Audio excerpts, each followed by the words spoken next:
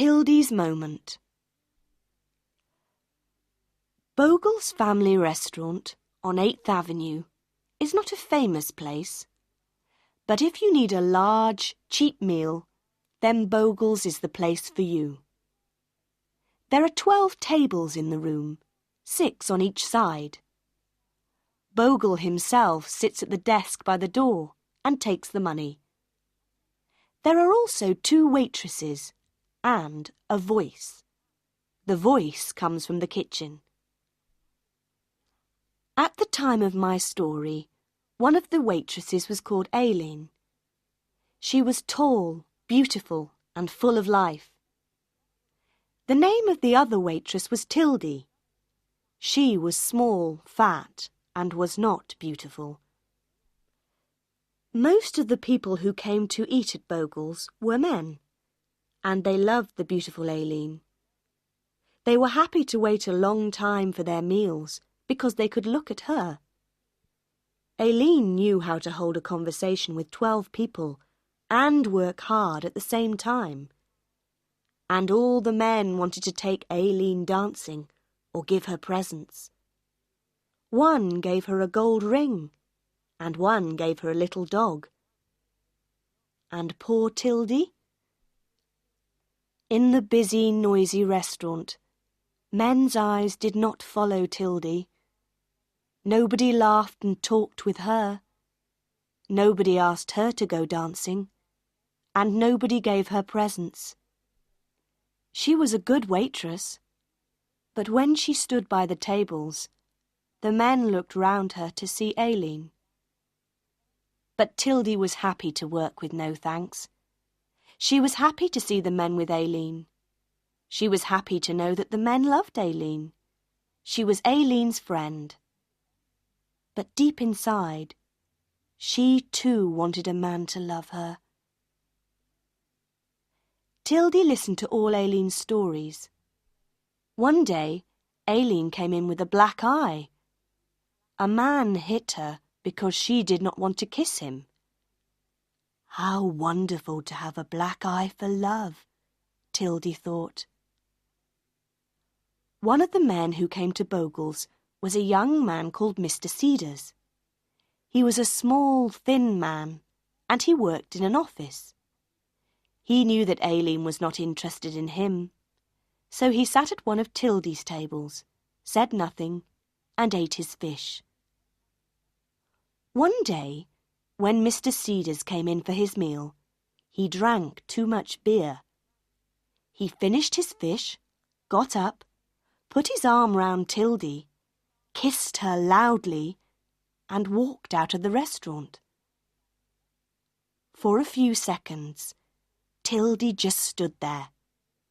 Then Aileen said to her, "Why, Tildy, you bad girl.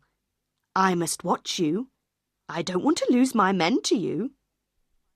Suddenly, Tildy's world changed. She understood now that men could like her and want her as much as Aileen. She, Tildy, could have a love life too. Her eyes were bright and her face was pink. She wanted to tell everybody her secret. When the restaurant was quiet, she went and stood by Bogle's desk. "Do you know what a man in the restaurant did to me today?" she said. "He put his arm round me and he kissed me." "Really?" Bogle answered. This was good for business. "Next week you'll get $1 a week more."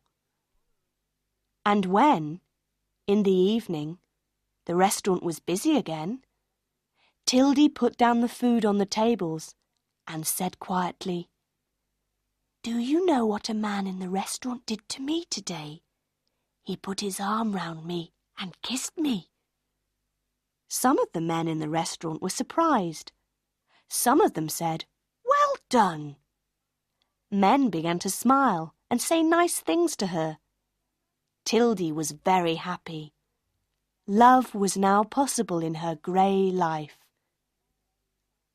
For 2 days, Mr. Cedars did not come again. And in that time, Tildy was a different woman. She wore bright clothes, did her hair differently, and she looked taller and thinner. Now she was a real woman because someone loved her. She felt excited and a little afraid. What would Mr. Cedars do the next time he came in? At 4 o'clock in the afternoon of the third day, Mr. Cedars came in. There were no people at the tables, and Aileen and Tildy were working at the back of the restaurant. Mr. Cedars walked up to them. Tildy looked at him, and she could not speak. Mr. Cedars' face was very red, and he looked uncomfortable. "Miss Tildy," he said, "I want to say that I'm sorry for what I did to you a few days ago. It was the drink, you see. I didn't know what I was doing. I'm very sorry." And Mr. Cedars left. But Tildy ran into the kitchen, and she began to cry. She could not stop crying. She was no longer beautiful. No man loved her. No man wanted her. The kiss meant nothing to Mr. Cedars. Tildy did not like him very much, but the kiss was important to her. And now there was nothing. But she still had her friend, and Aileen put her arm round Tildy. Aileen did not really understand, but she said, "Don't be unhappy, Tildy. That little Cedars has got a face like a dead potato. He's nothing. A real man never says sorry."